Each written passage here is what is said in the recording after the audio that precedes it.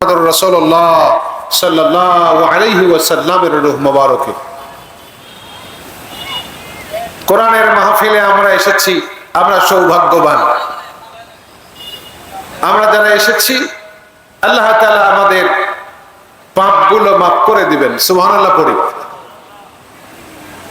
বিশ্বনবী বলেছেন, কোন জায়গায় কোরআন শোনার জন্য যারা একত্রিত হয়, জিকির করার জন্য একত্রিত হয়, আল্লাহ তাআলার স্মরণের জন্য যারা একত্রিত হয়, তাদের জন্য গুনাহ মাফের দোয়া করে ফেরেশতারা। সুবহানাল্লাহ পড়ি। ফেরেশতারা বলে, রব্বুল আলামিন তোমার অমুক জায়গার বান্দারা বসে বসে সুবহানাল্লাহ পড়ে, আলহামদুলিল্লাহ পড়ে, তোমার বান্দারা কোরআনের আলোচনা শোনে, তাফসীর শোনে আর জিকির করে, এই সমস্ত বান্দাদেরকে তুমি মাফ করে দাও। আল্লাহ রাব্বুল আলামিন বলেন, ফেরেশতারা রে, ওরা আমি আল্লাহ আমারে দেখছে নাকি? কয় না দেখে নাই। আমার দোজখ দেখছে নাকি? কয় না দেখে নাই। আমার বেহেশত দেখছে নাকি? কয় না দেখে নাই।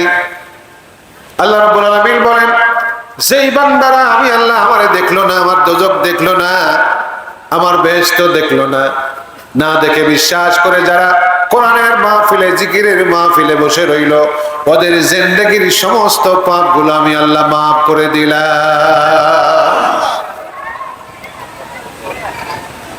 যারা কাপড় বিছাচ্ছ, যারা কাপড় বিছাচ্ছ, ভলান্টিয়ার, এই যে ভলান্টিয়ার সোনামণিরা, শোনো, এদিকে এদিকে শোনো, তোমরা কাজ করবে একেবারে ঠোঁট বন্ধ করে, হাত দিয়ে, কোনো সাউন্ড হবে না। তোমরা অনেক সওয়াবের কাজ করতেছো, বসার জায়গা করে দিচ্ছ। বিশ্ব নবী বলেন, যারা নিজেদের জায়গা ছেড়ে দিয়ে আর একজনকে বসার জায়গা করে দেয়, আল্লাহ নবী বলেছেন আল্লাহ তাদেরকে জান্নাত ছেড়ে দিবে। ওনারা বসার জায়গা করে দিচ্ছে, আল্লাহ তাআলা ওনাদেরকে জান্নাতে বসার জায়গা করে দিন। আমরা বলি আমিন। ভাইরা আমার, আজকের এই মাহফিলে আমরা যারা এসেছি সকলকে আল্লাহ তাআলা মাফ করে দিবেন। নবীজি বলেছেন, কিয়ামতের ময়দানে মুসিবতের সময় আদম সন্তান পৃথিবী ভরা পাপ নিয়ে কিয়ামতের ময়দানে উঠবে। আল্লাহ রাব্বুল আলামিন বলবেন, ফেরেশতারা রে, আমার বান্দার আমলনামা খুঁজে দেখো, যদি আমলনামার মধ্যে শিরকের পাপ না থাকে তাহলে আমার বান্দার সব পাপগুলো মাফ করে দাও। শিরক থাকা যাবে না। শিরক, আল্লাহতে বিশ্বাস করে না, এটা শিরক। আল্লাহর গুণের সাথে সমকক্ষ করা, সেটাও শিরক। আর আল্লাহর আইন বাদ দিয়া, মানুষের আইন দিয়া সমাজ জামাত দেশ চালানো, এটা বড় শিরক। এটা কি শিরক? এটা বড় শিরক। আল্লাহ পাক বলেন, ওয়ামান লাম ইয়াহকুম বিমা আনজালাল্লাহু ফাউলাইকা হুমুল কাফিরুন ফাউলাইকা হুমুয যালিমুন ফাউলাইকা হুমুল ফাসিকুন।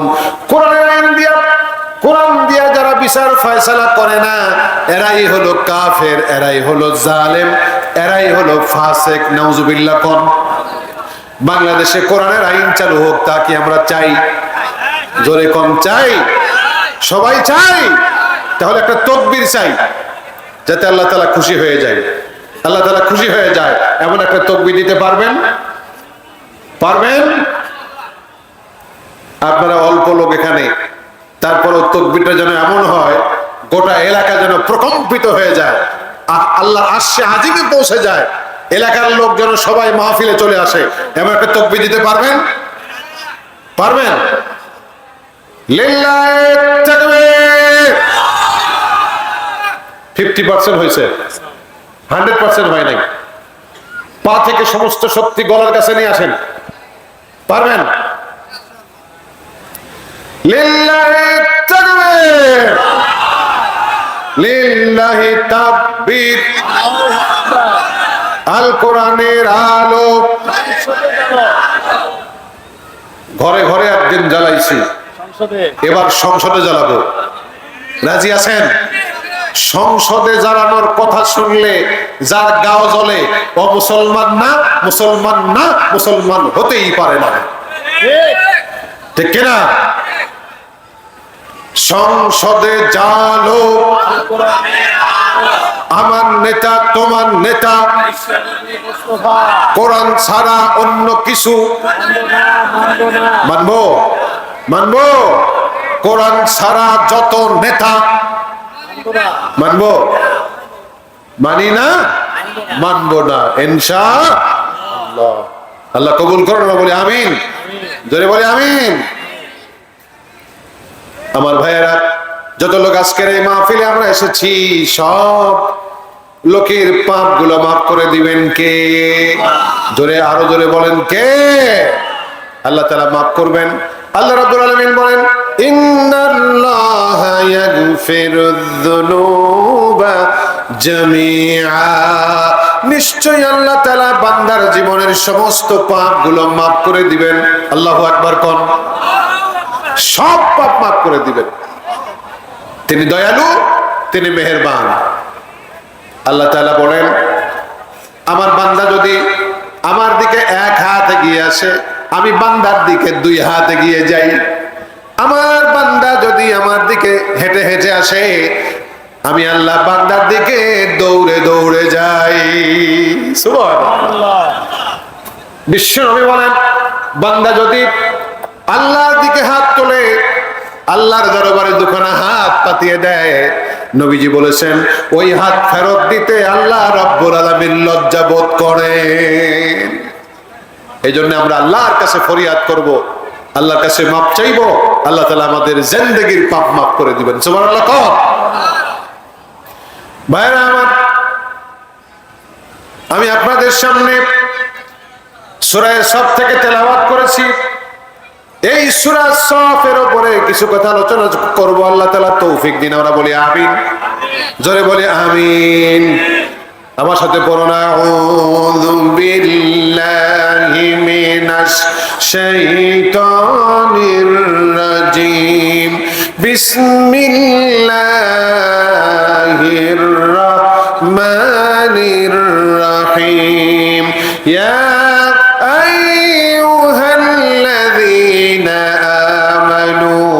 هل أدلكم على تجارة تنجيكم من عذاب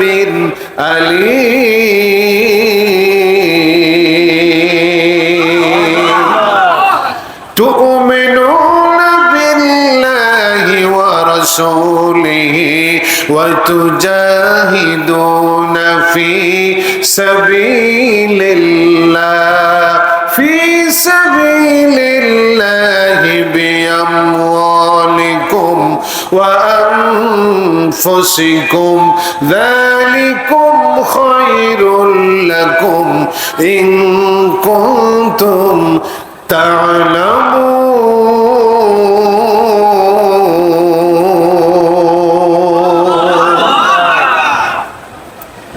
কার কথা আজকে শুনবো? কার কথা? দুনিয়ার কোন নেতার কথা হবে না, দুনিয়ার কোন নেতার নামে স্লোগান হবে না। স্লোগান হবে কার নামে? জোরে বলি কার নামে? আমরা কার? আকাশ কার? জমিন কার?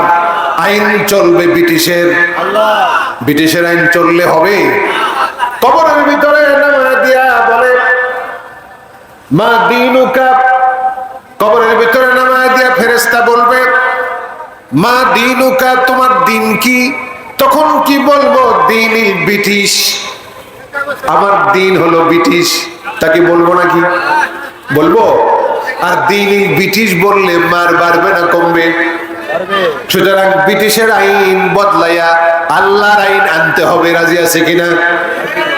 5 বার মসজিদে আমরা সেজদা দেই, আল্লাহর কাছে সারেন্ডার করি, মাথা নত করি।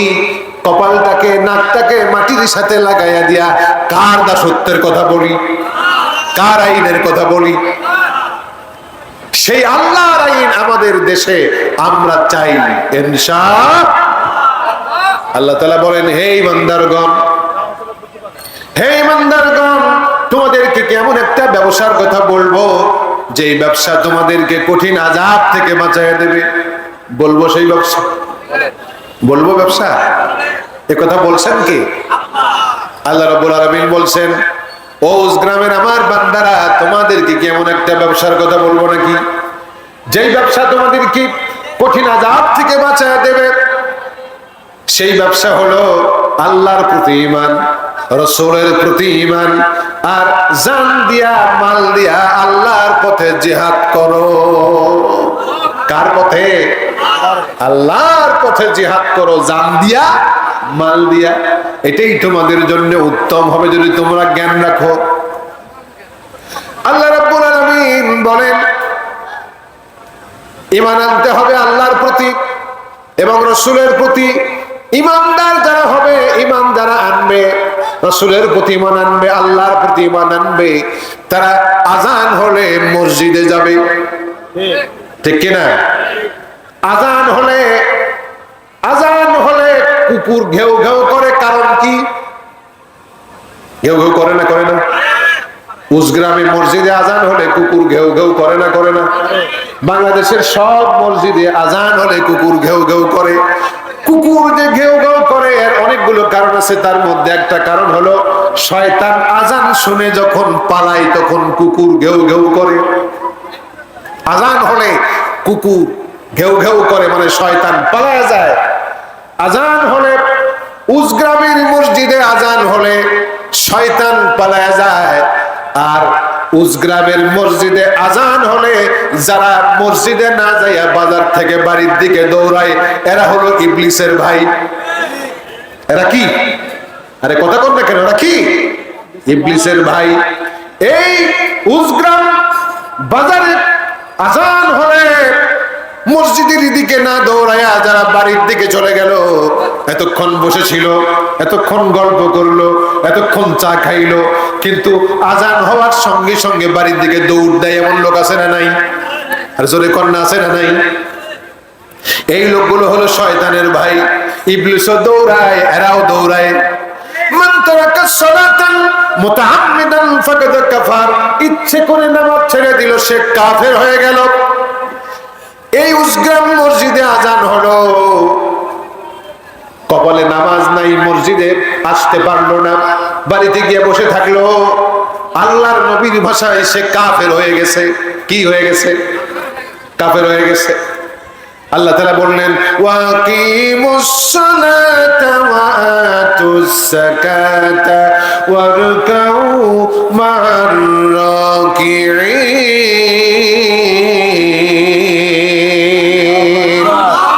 নামাজ কায়েম করো, যাকাত আদায় করো, আর রুকুকারীদের সাথে রুকু করো। সুবহানাল্লাহ কও। সুবহানাল্লাহ। মসজিদে আযান হলো, আযান শুনে মসজিদে তারা আসলো না। নবীজি বলেছেন, আমার ইচ্ছে হয় ইমামতির দায়িত্ব আর একজনকে ছেড়ে দেই, আর খুঁজে খুঁজে দেখি কে মসজিদে আসে নাই, তার বাড়িতে গিয়া আগুন জ্বালাইয়া দেই। বাড়ির মহব্বতে তো মসজিদে সে আসে নাই, বাড়ি ঘরগুলোতে আগুন জ্বালাইয়া দেই।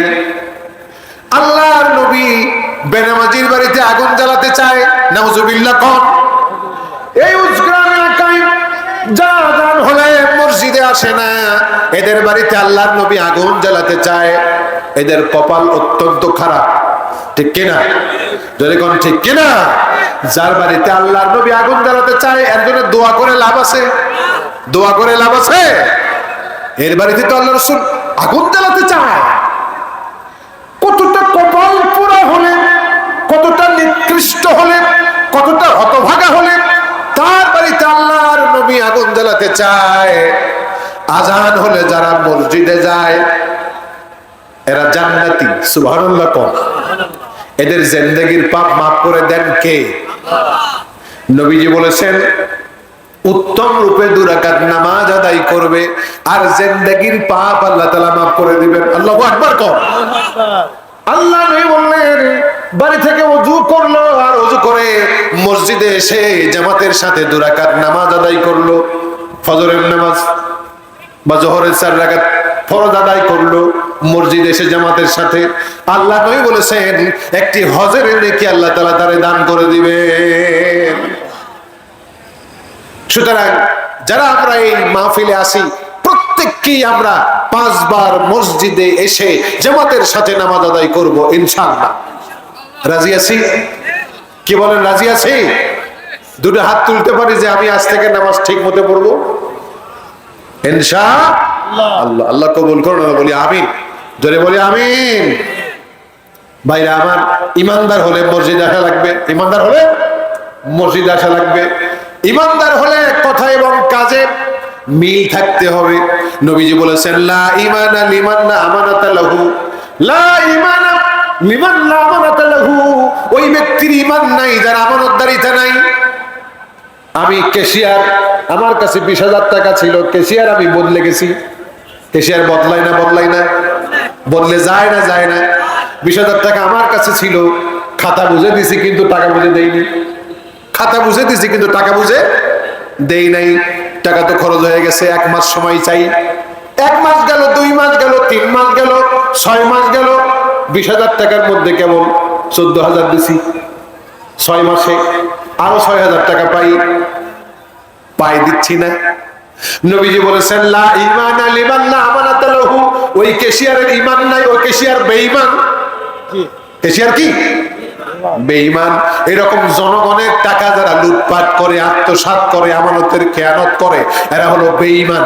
লা ঈমানা লিমান লা আমানাতা লাহু, আমানতদারিতা যার মধ্যে নাই, নবীজি বলেছেন সে হলো বেঈমান। জানি কোন কি? সে কি? বেঈমান। ওয়ালা দীনা লিমান লা আহাদা লাহু, ওই ব্যক্তির দিন নাই, ধর্ম নাই, অধর্ম, বেধর্ম, বেদিন, যার ওয়াদা ঠিক নাই।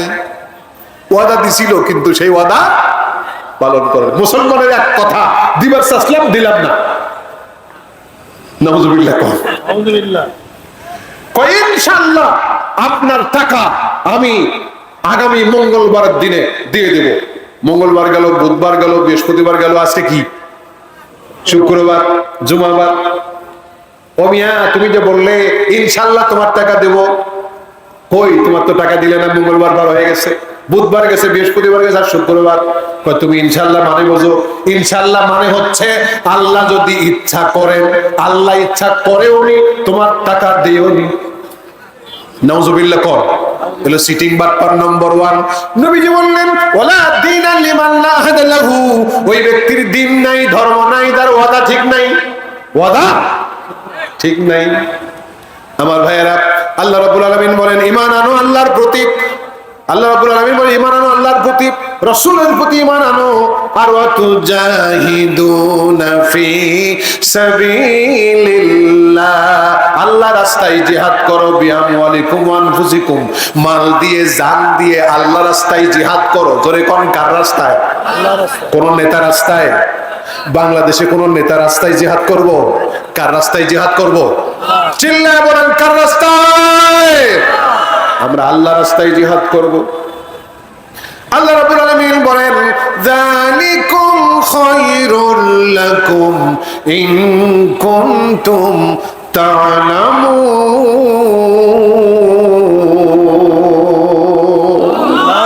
এটা তোমাদের জন্য উত্তম হবে যদি তোমরা জ্ঞান রাখো।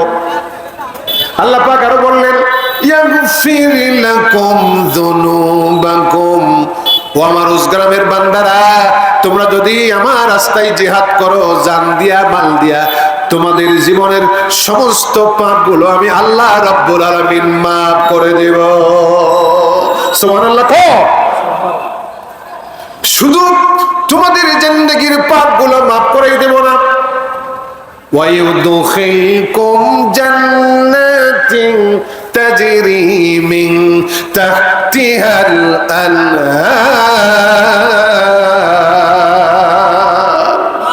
আর এমন জান্নাতের মধ্যে তোমাদেরকে ঢুকায় দেব যেই জান্নাতের তলদেশ দিয়ে নহর সমূহ প্রবাহিত হচ্ছে। আল্লাহ রাস্তায় জান দিয়া, মাল দিয়া জিহাদ করলে জিন্দেগীর পাপ মাফ করে দিবেন কে? আল্লাহ তাআলা আমাদেরকে জান্নাতে ঢুকাবেন। আমরা কি জান্নাতে যেতে চাই? জোরে কোন চাই? আল্লাহু আকবার। আমার প্রিয় ভাই, বিশিষ্ট আলেমে দ্বীন ডক্টর মাওলানা আব্দুল বারী রশিদি মঞ্চ উপবিষ্ট, আল্লাহ তাআলা তাকে হায়াতে তৈয়বা দান করুন, বলি আমিন। সারা দুনিয়ায় তার কণ্ঠকে, কোরআনের কণ্ঠ আল্লাহ তাআলা ছড়াইয়া দিন, বলি আমিন। আমার ভাইয়েরা, জিহাদ করা ফরজ। জিহাদ করা কি? কয়েক মিনিটের মধ্যে আমি শেষ করে দেবো। জিহাদ করা কি? আরে জোরে বললেন না কি? ভয় লাগে? আজও সেই দিন আছে? আরে যেই দিন ফাঁসির মঞ্চে আমরা, জেলের মধ্যেও তো তুলে বসাইছি, জেলের মধ্যেও সেখানে জালাময়ী ভাষায় দ্বীন কায়েমের কথা, রাসূলের সুন্নাতের কথা বলে এসেছি। আর এখন তো ফ্রি, জালিম মুক্ত, ঠিক কিনা? যারা বল ঠিক কিনা? 300 এমপি মন্ত্রী শুদ্ধই পালাইছে, এমনকি ঢাকা বাইতুল মুকাররম মসজিদের খতিবও পালাইছে, ঠিক কিনা? ঠিক কিনা? এখন তার সেই দিন নাই। আবু সাঈদ মুগ্ধ, শেষ হয়নি যুদ্ধ, আরেকটা যুদ্ধ হবে। সেই যুদ্ধ হবে আল কোরআনের পার্লামেন্ট ধরার জন্য। রাজি আছি? আগামীর পার্লামেন্ট আল কোরআনের পার্লামেন্ট, আগামীর বাংলাদেশ আল কোরআনের বাংলাদেশ। চাই ও মুসলমান, চাই? একলাই চাই না, আরো মানুষকে বলতে হবে, সবাইকে বলতে হবে। আল্লাহ নবী বললেন, যারা আল্লাহ রাস্তায় জিহাদ করে, আল্লাহর পথে হাঁটে, তাদের পায়ে যে ধুলা লাগে, ওই ধুলাওয়ালা পা জাহান্নামের জন্য আল্লাহ হারাম করে দিয়েছেন। বিশ্ব নবী বলেন, আল্লাহর দ্বীন কায়েমের জন্য, জিহাদের জন্য যারা প্রথম কাতারে দাঁড়াবে, তাদেরকে আল্লাহ তাআলা 60 বছর ইবাদতের নেকি দান করে দিবেন। বিশ্ব নবী বলেন, যারা আল্লাহ রাস্তায় জিহাদ করবে, তাদের মর্যাদা আল্লাহ তাআলা 100টি মর্যাদা দান করবেন। এক একটা মর্যাদা হলো আসমান আর জমিনের দূরত্ব পর্যন্ত। সুবহানাল্লাহ। এরকম মর্যাদা একটা না 100টি? 100টি মর্যাদা। নবীজি বলেন, উটের দুধ দহন করতে যেই সময় লাগে, উটের দুধ দহন করতে যে সময় লাগে, অতটুকুন পর্যন্ত কেউ যদি কোরআন কায়েমের আন্দোলন করে, জিহাদ করে, আল্লাহ রাব্বুল আলামিন তার জন্য জান্নাত নির্ধারিত করে দিবেন, অবধারিত করে দিবেন। সুবহানাল্লাহ। জান্নাত তার জন্য গ্যারান্টি। একটা উট দহন করতে, উটের দুধ দহন করতে, আমাদের দেশে তো উট নাই, গাভীর দুধ দহন করতে যত সময় লাগে, এই সময় পর্যন্ত যারা কোরআনের জন্য আন্দোলন করবে, কোরআনের জন্য জিহাদ করবে, লড়াই করবে, সংগ্রাম করবে, এই সময় পর্যন্ত আল্লাহ পাক তাদেরকে জান্নাত গ্যারান্টি দিয়ে দিবেন। সুবহানাল্লাহ। সুবহানাল্লাহ। প্রিয় ভাইরা, আর দুটো কথা বলবো, দুটো কথা বলে শেষ করব। এক, জিহাদের ময়দানে থেকে পালায়া গিয়েছিল, নাম কি তার? আব্দুল্লাহ ইবনে উবাই, মুনাফিকের সর্দার। সে জিহাদের ময়দান থেকে পালায়া গেছে, নবীর সাথে নামাজ আদায় করেছে মসজিদে, রোজাও রাখছে, কিন্তু কোরআন কায়েমের আন্দোলনে সে নাই, সরে গেছে, সেখান থেকে পালায় গেছে। জিহাদ করে নাই, নবীজির সাথে আন্দোলন করে নাই। আমাদের দেশে অনেকেই আছে, দেখবেন নামাজ পড়ি, মসজিদে যাই, আমি ওই জিহাদ টিহাদ করি না ভাই, আমি ওই জিহাদ টিহাদের মধ্যে নাই, আমি ওই সব দল ফলের মধ্যে নাই, আমি ওই পাটি টাটির মধ্যে নাই, আমি ওই কোরআনের জন্য আন্দোলন করা ওই দিকে আমি নাই। এরকম আছে না নাই? আছে কিনা? সেই আপনার কি নাম, আব্দুল্লাহ ইবনে উবাই, সে যখন মারা গেল, রাসূল তার জানাজা করলেন। জানাজা রাসূল করলেন, যেই লোকটা নামাজ আদায় করছে রাসূলের পেছনে। আমরা তো উজগ্রামে নামাজ পড়ি, আর উনি মসজিদে নববীতে রাসূলের পেছনে নামাজ আদায় করেছেন, কিন্তু তিনি জিহাদ করেন নাই, জিহাদের ময়দান থেকে সরে এসেছেন। তিনি যখন মারা গেলেন, রাসূল তার জানাজা করলেন। জানাজা করার পরে পরবর্তীতে আল্লাহ তাআলা আয়াত নাজিল করলেন, সূরা তাওবার 7 নম্বর আয়াত, ইস্তাগফির লাহুম আও লা তাস্তাগফির লাহুম ইন তাস্তাগফির লাহুম 70 মাররাতান হে রাসূল, আপনি যার জানাজা করেছেন ও জিহাদ করে নাই, লড়াই করে নাই, সংগ্রাম করে নাই, এর জানাজা আপনি, এর জন্য আপনি ক্ষমা প্রার্থনা করেন আর না করেন দুটোই সমান। এর জন্য যদি আপনি 70 বারও আমার কাছে ক্ষমা চান, আমি আল্লাহ ক্ষমা করব না। ফালা ইয়াগফিরুল্লাহু লাহু, আমি ক্ষমা করব না। আল্লাহু আকবার কোন?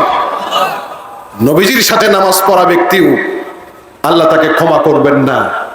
আজ আমি আপনাদেরকে বলবো, এই ময়দানে যারা আছে, বিশ্ব নবী বলছেন যেই ব্যক্তি জিহাদ করলো না, জিহাদের চিন্তাও মনের মধ্যে আনলো না, তার মৃত্যু হবে মুনাফিকের মৃত্যু। আমরা কি মুনাফিক হয়ে মরতে চাই? যারা কোন চাই? আমরা আল্লাহর পথে জীবনটা উৎসর্গ করে দিতে চাই, আমরা আল্লাহর পথে জিহাদ করতে চাই। আগামী পার্লামেন্ট কোরআনের পার্লামেন্ট হোক, আমরা কি তা চাই? আগামীর পার্লামেন্ট কোরআনের পার্লামেন্ট হবে, ইসলামের পতাকা উড়বে, কালেমার পতাকা উড়বে, কোর্ট কাচারি কোরআন দিয়া চলবে।